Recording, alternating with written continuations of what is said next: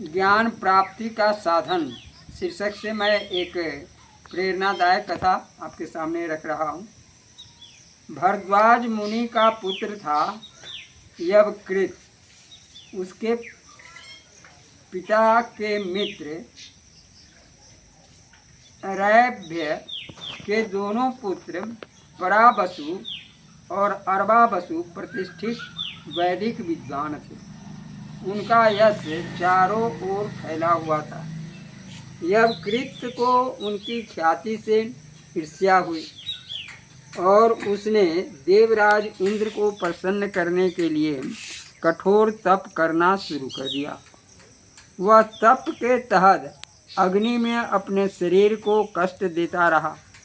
अंत में इंद्र प्रकट हुए और उससे उसकी इच्छा पूछी। यवकृत ने कहा, मुझे सारे वेदों का ज्ञान प्राप्त हो जाए, मैं बिना पढ़े विद्वान बन जाऊं। इंद्र हंसे और बोले, कुमार वापस चले जाओ और आचार्य के पास रखकर वेदों का अध्ययन करो।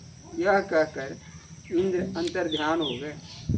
यवकृत अहंकारी था। उसने निश्चय किया कि कामना पूरी न होने तक वह अपने शरीर के टुकड़े टुकड़े करके अग्नि में होम करता रहेगा। उसकी यह हिंसक तपस्या जारी थी कि एक दिन गंगा स्नान करते समय उसे एक ब्राह्मण गंगा नदी में मुट्ठी से बालू डालते दिखा। उसने उससे पूछा, हे विप्रवर, यह आप क्या कर रहे हैं? वृद्ध ब्राह्मण बोला, मैं बालू डालकर इस नदी पर बांध बांधना चाहता हूँ, जिस पर होकर लोग आवागमन कर सके। यवकृत ने हंसकर कहा, यह तो कभी होने वाला नहीं है कि बहती नदी बालू से अवरुद्ध हो जाए। कुछ और काम करो तो ठीक रहेगा।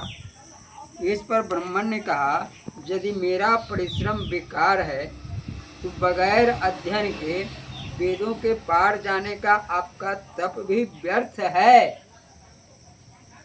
यवकृत समझ गया कि देवराज इंद्र ही उसे समझाने के लिए वृद्ध ब्राह्मण के वेश में आए हैं। वह आश्रम में वापस लौट आया और वेदों का अध्ययन करने में जुट गया। बाद में वह वेदों का महान ज्ञाता बना। दरअसल ज्ञान प्राप्ति का एक मात्र साधन अध्ययन ही है।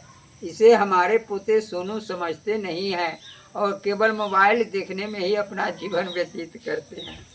इसके सिवा और कुछ नहीं। जो लोग इस सरल तथ्य को नज़रअंदाज करने का प्रयत्न करते हैं, वे अपना समय और प्रयास व्यर्थ ही गंवाते हैं। उन्हें अंत में पश्चाताप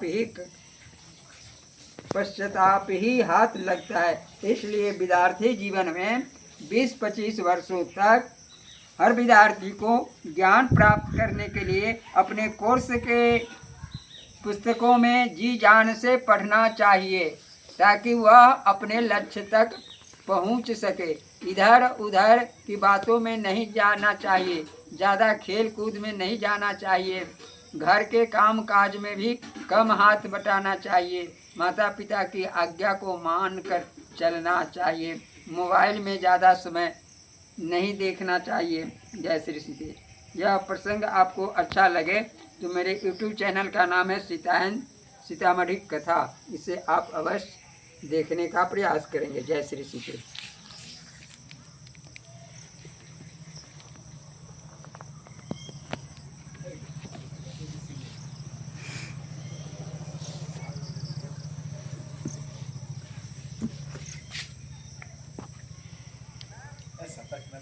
बोले तो रही है होती है, पर मैं तो आज करके चाहिए इतनी देर समझ में नहीं करी। बेकार समय न लगाबै छै, एहिमे तो समय बेकार लगाबै छै।